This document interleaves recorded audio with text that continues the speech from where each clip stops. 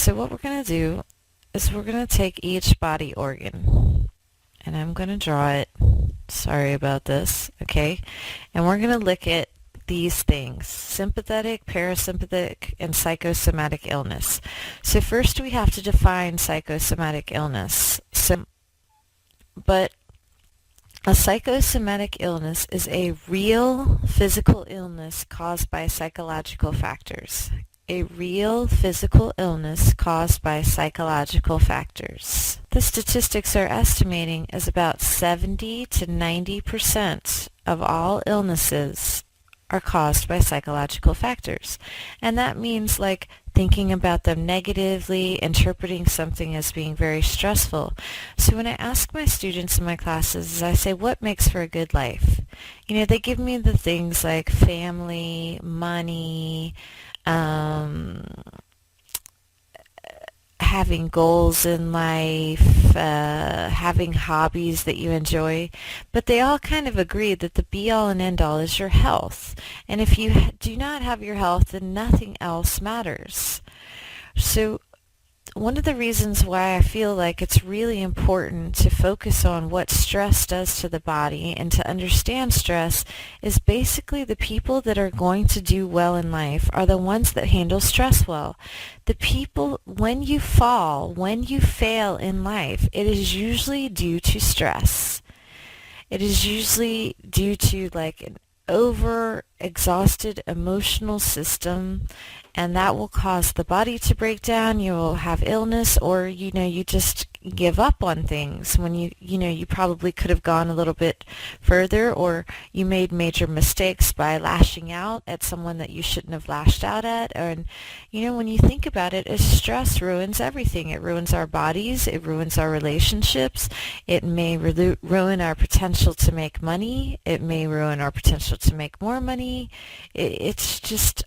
It does terrible things to us. So let's take a look and see what goes on and see how stress affects every organ of the body. So psychosomatic illness is a real physical illness that's caused by psychological factors, and they're saying 70 to 90%. So the sympathetic response is, so these two work like a rubber band. So if you can imagine, when your sympathetic nervous system is pulling, the parasympathetic is kind of pulling back. And when the parasympathetic is pulling, then the sympathetic is pulling back. So each one of us has a nice balance. And some of you might need more sympathetic activity in order to feel good, and others of you might need more parasympathetic activity. And that's where I'm going to write up here the type A, okay, and type B personalities. So the type A personality, they seem to be very time conscientious. They try to do more and more things in a day. They're always trying to accomplish more. I call them the superheroes. They walk fast, they eat fast, they're always multitasking. Those, probably a lot of you in this class are type A because you are taking it online, which would probably mean that you have a lot of other commitments to take care of, but you wanted to find a way to squeeze in more school, which is good. But I do find that a lot of my online students tend to be type A. So type of people that have a full-time job, you have a family, and you say, no, I'm going to take 15 units or something like that.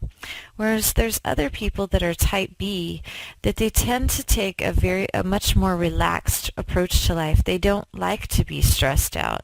They're not going to take 15 units on top of being working full-time. They're saying, no, you know what, I'm going to take just 3 units at a time because that's all that I can handle, and I don't like the feeling of stress. See, type A's, they actually like all the adrenaline from being stressed out, and I talk about that is like, don't try for a life where you're never stressed out, because probably when you think about your satisfaction in life, the thing that has brought you the most satisfaction in life, okay, get it in your head. Just pull, like if I asked you what was your greatest source of satisfaction? I'm guessing that a lot of you are going to tell me some accomplishment that you made. But my question back to you is, didn't that accomplishment come with stress? Yes, is what we found is that what brings us satisfaction in life is kind of the combination of taking on something new and actually being stressed out by it. So sure, if you want to go for a life with no stress, that might be fine, but I can't guarantee that you're going to feel a strong sense of satisfaction. I'm wondering if you go for a life that's just totally risk-free, just totally peaceful. Sorry about that. If you don't actually start to feel a sense of apathy, a sense of boredom, a sense of depression even. But see, some people need more stress than others, and it seems like type A's, they thrive on stress.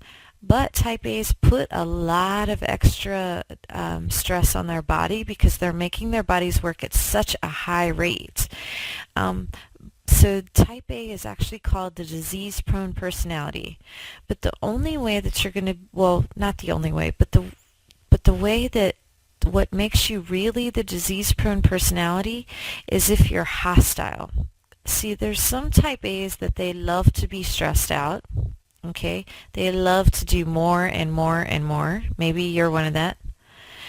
But then there's some type A's that are always mad. You know, like type A's are famous for not liking to wait.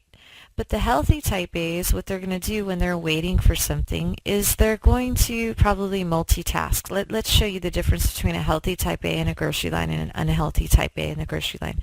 So the healthy type A in a grocery line, there's a line, and type A's definitely hate to wait, right? But the healthy type A would just kind of start to read the magazines, maybe organize their cart so when they do get their chance that they can put their stuff on more efficiently. The unhealthy type A just sits there and gets madder and madder and says, you know, why don't they have more checkers on? This is ridiculous. I don't know why people have to take so long. This is so terrible. I hate it that people take so long to put, and now they're talking to the checker. Why did they have to talk to the checker? They should just put their groceries on the belt and then they should just go. What, you know, why are they buying all this junk food? And just the negativity is building, building, building. A healthy type A in traffic probably turns on the radio, maybe listens to a book on tape while they're doing their makes the business call, you know, with those headsets on to take care of business while they're in traffic, because they're, you know, the traffic is there and they say, oh, how can I use this to my advantage? An unhealthy type A just sits there and gets madder and madder and madder, or the unhealthy type A like turns on side streets, turns here, turns there, turns here, turns there, swerving here and there. And you know, sometimes I wonder, those people, like, would they have gotten there in just the same amount of time if they had just waited in traffic than going on this side street, this side street, this side street, this side street? Okay, so type A's, they tend to be have a sense of time urgency. They tend to take on a lot. They tend to be go, go, go, go, go.